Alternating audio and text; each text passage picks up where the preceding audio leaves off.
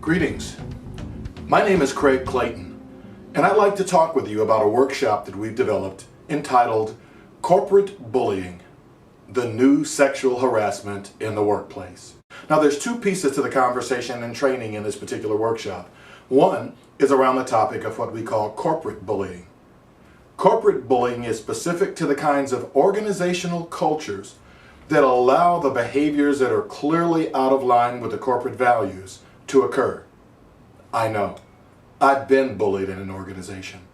I know what it feels like to have the boss in a meeting position me in a way that makes it seem as though I'm not a team player, or try to play one player against another, or those gatekeepers that watch every split second of the day for every employee as though an employee stealing from the company, when in actuality that same boss doesn't say a word when that employee shows up an hour early or stays an hour late to get their work done.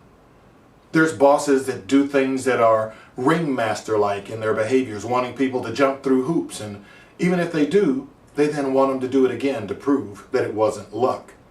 There's an array of topics we're going to talk about in the workshop. How do you spot corporate bullying? How do you avoid it in the first place? What are some of the types of bullies that exist? It's like the topic of sexual harassment. When it was previously the unspoken conversation in the workplace, and many of us remember when there were behaviors that clearly were sexual harassment, but no one said a word about it. Bullying has become the same. We define the kinds of bullies in this workshop so that it enables and empowers people to acknowledge what's happening and to call people on the behaviors when they occur. Additionally, we're going to give you definitions for both corporate bullying and workplace bullying. Again, one is about the culture, the other is about the behaviors. We're also going to talk about the law, because unfortunately right now there is no law in any state in the country against corporate bullying. But there are laws pending. So we're going to hopefully give you an opportunity to be ahead of the curve. We're going to talk about how to prevent becoming a target, what the difference is between the term target and victim. There's a financial impact to your organization as a result of these behaviors. We're also going to talk about that in this workshop. There's a personal impact that we can't forget. There is a physical impact from people being ill connected to these behaviors. Let me give you a quick anecdote. A lady shared with me an example where when her boss comes by her workplace, specifically in her work area, she's so leery of being in the crosshairs with the guy that's the type that is the confrontational, in-your-face screamer type of manager, that when she hears his voice coming down the hall, she says, "I put my trash can near my feet because I'm so nauseous I feel I'm going to throw up just hearing him walking down the hall." Clearly, that's not an appropriate way for people to feel coming into the workplace. We're going to talk about the personal impact. We're also going to talk about ways to change the organizational culture and provide you with info. That's a 3-step model.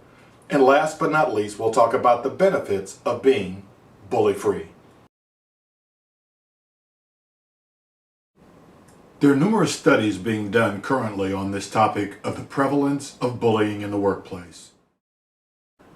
First of all, approximately 35% of all employees, over 1 in 3, state that they have first-hand experience in the last 12 months with being bullied.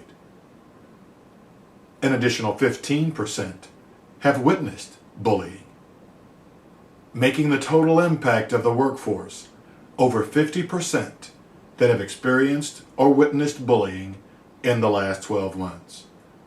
There also is data linking the fact that there is increased amount of time being wasted avoiding or worrying about the bully at work. More about that later.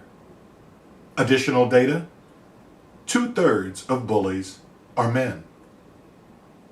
1/3 of bullies are women, who then target other women up to 80% of the time. Some studies cite that workplace bullying is up to 4 times more prevalent than illegal harassment in the workplace. Additionally, as much as 80% of the bullying that occurs in corporate America is done by one's boss. Now, there's a big difference between being a tough manager and a bully boss. Tough managers deal with real behavioral and performance issues. while bully bosses make it personal, humiliating, and demeaning, and they do it on purpose.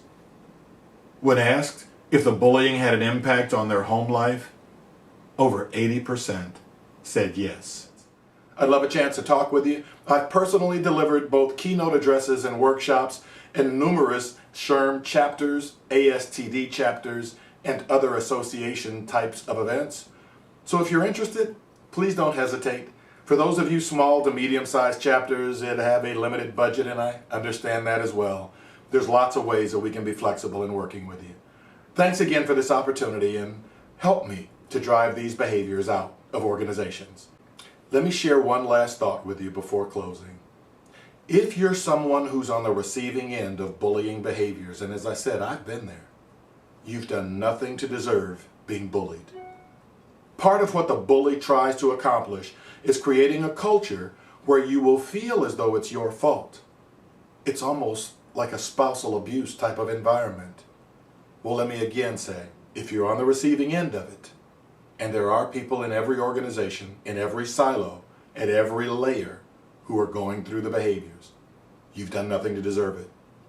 Let us work with you to make sure we drive these behaviors out and create a culture where people feel comfortable in bringing their A game to work every day, bias-free. Make it a great day.